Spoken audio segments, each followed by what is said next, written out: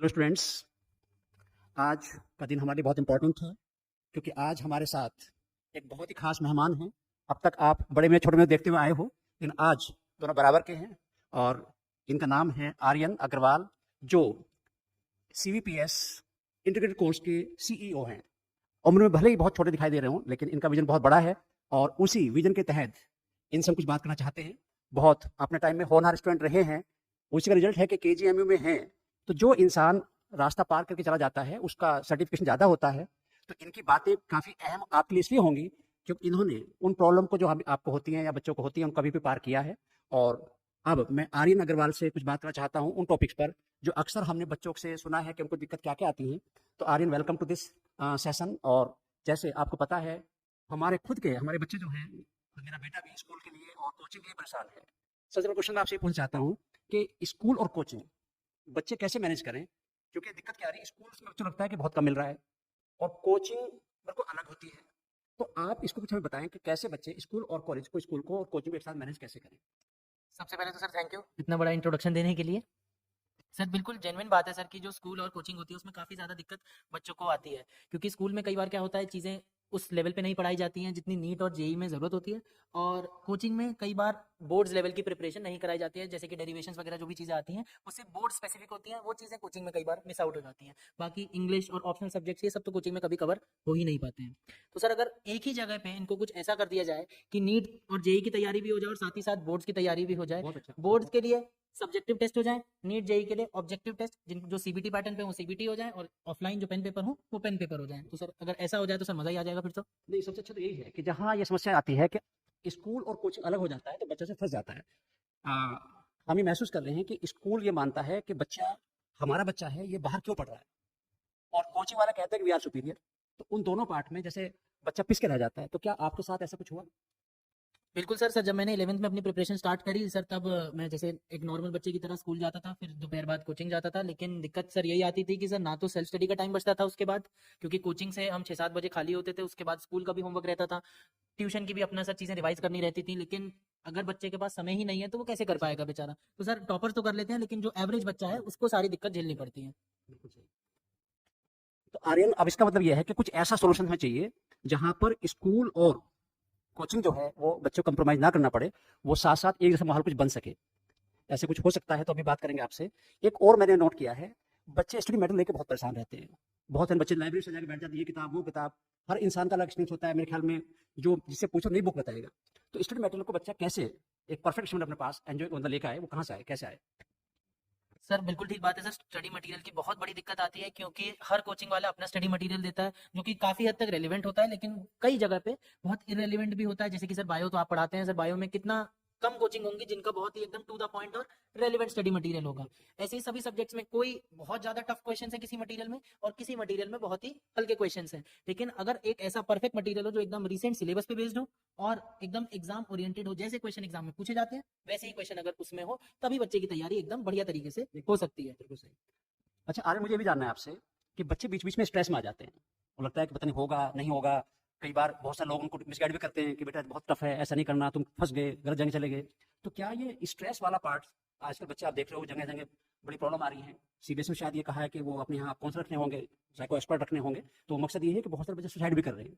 तो इस स्ट्रेस से बच्चा कैसे बचे, इस पर आपका क्या कहना है?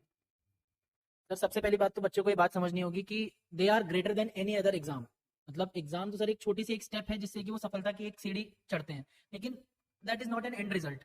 सर हमें बच्चों को ये समझाना पड़ेगा कि बच्चे जो है इस एग्जाम की तैयारी करें, लेकिन इसका बर्डन ना लें अपने सर के ऊपर। और इसके लिए सर एक्सपर्ट्स जरूर होने चाहिए, जैसे कि साइकोलॉजिस्ट हैं, काउंसलिंग सेशंस हैं, वो समय समय पर नियमित रूप से बच्चों के कराने चाहिए, जिससे कि बच्चे अपना स्ट्रेस मैनेजमेंट कर पाएं। और साथ ही साथ कोई भी कोचिंग सर ऐसी नहीं होती जो बच्चों को थोड़ा सा गेम्स में, स्पोर्ट्स में भी प्रमोट करें। कम से कम 1 घंटा बच्चों को दें जिसमें बच्चे थोड़ा सा खेल पाएं, अपने आप को रिजुविनेट कर पाएं और अपनी तैयारी पे दोबारा से लग पाएं। क्या आपकी एडवाइस बहुत अच्छी लग रही है मुझे भी, क्योंकि मुझे भी जरूरत है अपने बच्चे के लिए। तो वो आप लग रहा है कि कहीं ना कहीं ये बातें हमें भी काम आएंगी। लेकिन आर्यन, एक मुझे पूछना है कि जो डाउट आते हैं बच्चों के, उसमें बहुत सारे टीचर तो इधर-उधर करके अपना टाइम निकाल देते हैं कि हाँ बताएँगे, ये करेंगे, और ये बच्चे के लिए बहुत बैरियर है। तो क्या डाउट क्लियरिंग के लिए कुछ कैसे किया जाए? बच्चा कहाँ से उस डाउट को ले, या कैसे उसको डिसाइड करे कि उस डाउट कहाँ से ले?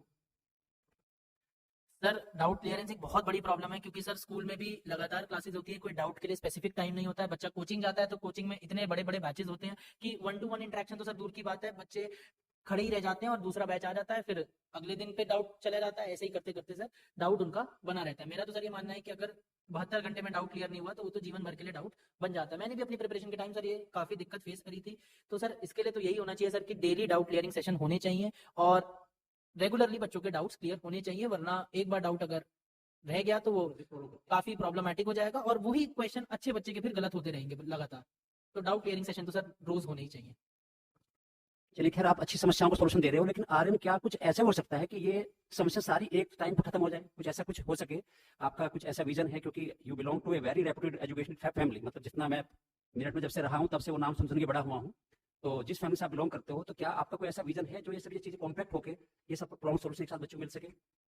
सर मेरा और जो हम लोग का विजन है सर, वो यही विजन है कि बच्चों को क्वालिटी एजुकेशन मिल सके और मिनिमम एक्सपेंसेस पे मिल सके। और इसी के लिए सर हम इंटीग्रेटेड स्टार कोर्स लेके आए हैं, जो कि सिटी वोकेशनल पब्लिक स्कूल पूरा हमारा लेके आया है, स्पेशली फॉर डे बोर्डर्स। ये पूरा प्रोग्राम रहेगा, इसमें बच्चों को नीट और जेई की ढंग से तैयारी कराई जाएगी। जो भी स्कूल के लिए चीजें होंगी सर वो भी कराया जाएगा, जो भी बोर्ड्स और नीट और जेई तीनों ही एग्जाम्स के लिए एकदम रेलिवेंट चीजें कराई जाएंगी और सभी चीजों का ध्यान रखा जाएगा, चाहे वो स्ट्रेस मैनेजमेंट हो, चाहे वो रेलिवेंट स्टडी मटेरियल हो, या फिर कोई भी और चीजें जो बच्चों को एकेडमिक या नॉन एकेडमिक लेवल पे झेलनी पड़ती हैं, उन सब का ध्यान रखा जाएगा सर। और मैं तो हूँ ही सर, मैंने अपना पूरा एग्जाम निकाला, तो मैं अपना पूरा एक्सपीरियंस शेयर करूंगा बच्चों के साथ। और क्योंकि सर ये भी बड़ी प्रॉब्लम आती है कि बच्चे यूट्यूब पे बहुत ज्यादा जाते हैं, उस पे जो टॉपर्स भी होते हैं सर वो बहुत गलत एडवाइस देते हैं कि हम 18 घंटे पढ़ते थे, कोई बोलता था हम तो 4 घंटे पढ़ते थे, हम तो नेटफ्लिक्स भी देखते थे और सारी चीजें करते थे। सर तो जब एक बार टॉपर बन जाते हैं तो बच्चे थोड़ा सा बातों को या तो बढ़ा चढ़ा के बोलते हैं या फिर एकदम ही निचले स्तर पे जाके बोलने लगते हैं। तो एकदम राइट एडवाइस भी बच्चों को दी जाएगी, जिससे कि उनका एक एग्जाम निकल पाए।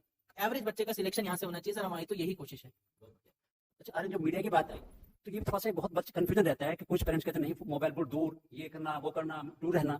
तो क्या मीडिया का कोई पॉजिटिव रोल है या सब नेगेटिव रोल ही है? सर ये तो एक टूल है सर, जिसको हम जिस तरीके से यूज कर सकते हैं सर, अच्छा भी यूज कर सकते हैं, बुरा भी यूज कर सकते हैं सर। मैंने भी अपने टाइम पे खूब यूज करा था। इनफैक्ट ऑनलाइन कई अच्छे रिसोर्सेज हैं, यूट्यूब पे फ्रीली बहुत अच्छे रिसोर्सेज हैं जहां से हम पढ़ सकते हैं और अपनी नॉलेज को गेन कर सकते हैं। लेकिन अगर हम वही रील्स देखने में टाइम वेस्ट कर दें तो फिर सर वो टाइम वेस्ट हो जाएगा। ऐसा नहीं है सर कि मैं भी रील्स नहीं देखता था, लेकिन बस ये था कि जब पढ़ रहे हैं तब पढ़ रहे होते थे, जब एंजॉय कर रहे हैं तब एंजॉय कर रहे होते थे। अगर आधे घंटे के लिए फोन चला रहे हैं तब फोन चलाते थे, उसके बाद सर 1.5 घंटा 2 घंटा पढ़ना है तो फिर पढ़ते थे। अरे ये कंफ्यूजन ये भी रहता है, बहुत लोग कहते हैं कि बस किताब खुली रहनी चाहिए, पढ़ते रहो 18 घंटे 20 घंटे। क्या ये आपने जो मैनेज किया था अपनी स्टडी के लिए, कितने आवर देने चाहिए बच्चों को, ये थोड़ा सा आप बताएं तो अच्छा लगेगा बच्चों को हमारे। सर ये तो आप भी कई बार बोलते हैं और मैं भी अपने टाइम पे यही फॉलो करता था कि जो भी आज का काम है वो आज कवर करते थे, टॉपिक बेस्ड स्टडी करते थे, कभी टाइम बाउंड स्टडी तो सर मैंने भी नहीं करी। इनफैक्ट कोशिश भी करी थी, तो एक दिन अगर 15 घंटे पढ़ भी लेते थे तो फिर अगले दिन दूसरे दिन हमारा वो टाइम 1-2 घंटा रहता था, या फिर ऐसा भी हो जाता था कई बार कि पढ़ते ही नहीं थे उस दिन। तो टाइम बाउंड स्टडी से तो बेहतर सर यही है कि टॉपिक बाउंड स्टडी करें और रोज का काम रोज कवर करें, जो आज काम करा है उसको रिवाइज करें और अपने जो भी क्वेश्चन है उनको सॉल्व करें। तो अभी तक हमें ये समझ में आया कि देखिए बहुत मुश्किल नहीं है, क्योंकि जिनसे हम बात कर रहे हैं वो उस मुकाम को हासिल कर चुके हैं जिसके लिए हम आप और हम मिलकर आपके लिए मेहनत कर रहे हैं। तो अब जैसे बता रहे हैं कि इन्होंने एक बहुत ही मेरठ को ऐसा एक प्रोग्राम देने की कोशिश की है जो मेरठ में नहीं है, जो स्कूल तो है ही और साथ में सिलेक्शन भी है। और मैं तो शुरू से बहुत दिनों सोचता था कि ऐसा कुछ होना चाहिए, क्योंकि अगर स्कूल में सब कुछ मिल जाएगा बच्चे को तो उसके आगे सब जरूरत नहीं होगी। अब इन्होंने बताया कि हम खुद देखते हैं कि बच्चे कोचिंग के लिए आते हैं वो स्कूल को सिलेबस कुछ या कुछ पढ़ने लग जाते हैं और उसे कई बार तो अच्छे बच्चे भी रह जाते हैं और उसको ड्यूटी खो देते हैं जो कर सकते थे। तो इस डिस्कशन में बहुत फायदा निकल गया है कि मेरठ को एक ऐसा प्रोजेक्ट मिला डे बोर्डिंग के बच्चों के लिए जहाँ पर उनको सब कुछ अवेलेबल होगा। और तो उम्मीद है कोशिश की जाएगी कि जिन बच्चों के एडमिशन यहाँ पर हो वो जिस एक्टिविटी के साथ आए हैं वो सिलेक्शन लेके जाए। आज के लिए बस इतना ही, जल्दी फिर मिलेंगे किसी और डिस्कशन के साथ। तो एक बार फिर मैं यकीन रहा हूँ कि मैंने ऐसा प्रोजेक्ट देने की कोशिश की है जो मेरे के लिए एक तरह से बहुत ही फ्रूटफुल होगा। तो थैंक्स फॉर नेक्स्ट